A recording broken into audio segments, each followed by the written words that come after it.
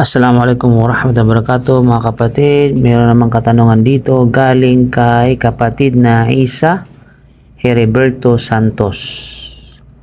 Sabi niya, Assalamualaikum warahmatullahi wabarakatuh.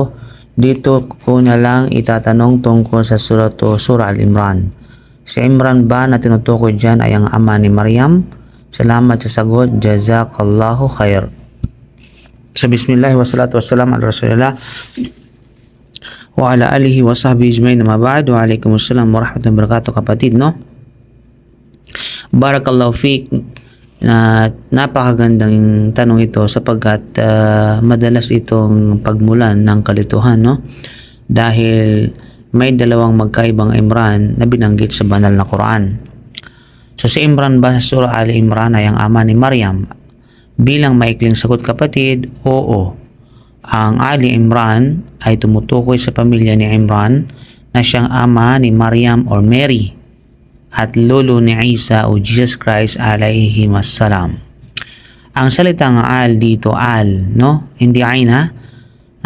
Al Imran ay nangangahulugang pamilya, angkan o sambahayan. So, pamilya ni Imran, angkan ni Imran o sambahayan ni Imran. Yan ibig sabihin ng al.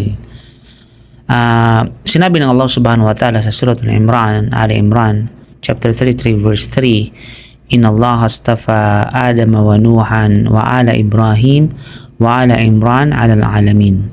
Tunay na pinili ng Allah subhanahu wa ta'ala sina Adam, Noah, ang angka ni Ibrahim at ang angka ni Imran ng higit sa lahat ng nilalang.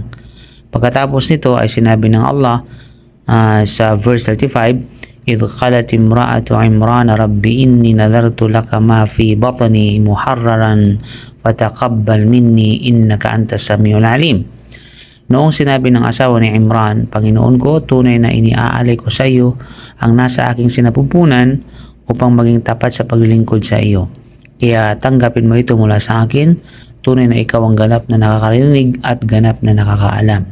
So pagkatapos ay sinilang si Maryam o si Mary alayhissalam na naging ina ni Propeta Isa alayhissalam o Prophet Jesus, no?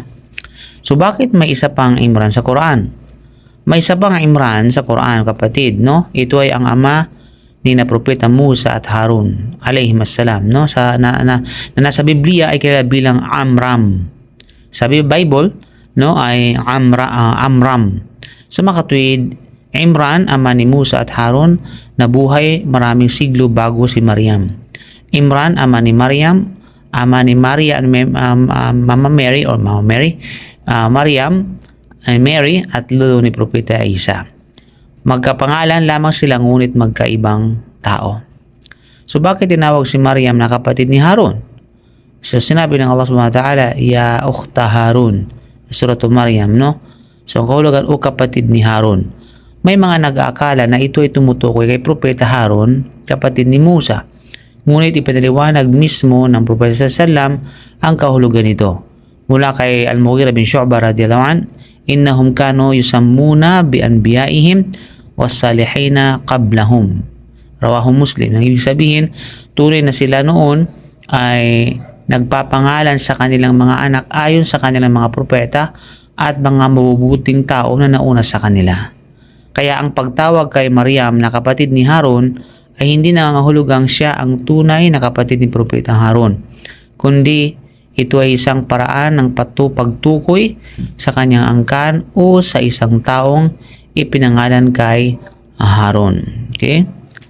So, may mga mufassirun nagbaliwanag. Kagaya ni Imam Ibn Kathir, rahimahullah, ay nagsabi, ang Imran na tinutukoy sa Surah Al-Imran ay ang ama ni Maryam at ang kanyang pamilya ay kabilang sa mga piniling pamilya ng Allah dahil sa kanilang pananampalataya at kabanalan. Sa Tafsir Ibn Kathir, no, bilang paliwanag sa Surah Ali Imran. Si Imam Al-Qurtubi rahimahullah ay nagpaliwanag na ang Ali Imran ay tumutukoy sa pamilya ni Maryam, kabilang si Maryam, si Mary, at ang kanyang anak na si Isa alayhimassalam. No? So si Imran ba? So bilang khulasa, bilang buod, no? Si Imran ba? Sa Surah Ali Imran ay ama ni Maryam? Ang sagot ay oo. Siya rin ba ang ama ni na Musa at Harun? Hindi. Magkaibang tao sila. Ano ang ibig sabihin ng Ali Imran? Pamilya o angkan ni Imran. Sino ang bilang sa pamilyang ito? Si Imran, ang kanyang asawa, si Maryam at si Propeta Isa alayhi salam. Okay? So, bilang pangbakas kapatid na pinili ng Allah subhanahu wa ta'ala ang pamilya ni Imran bilang isa sa mga pinakamabuting pamilya sa kasaysayan dahil sa kanilang pananampalataya, kadalisayan at pagsunod sa Allah. Mula sa pamilyang ito ay sinilang si Maryam, ang pinakamaina sa mga kababaihan, at si Propeta Isa alayhi salam, isa sa 5 ulo ng azam. Ibig sabihin, ulul azam nila Rusul. Baga VIP prophets, no? Mga binanggit na 5 ulul azam na mga sugo. You know? So, Allahu ta'ala alam. So, bihamdika asyhadu an la ilaha illa anta astaghfiruka wa atubu ilaik. Assalamualaikum warahmatullahi wabarakatuh.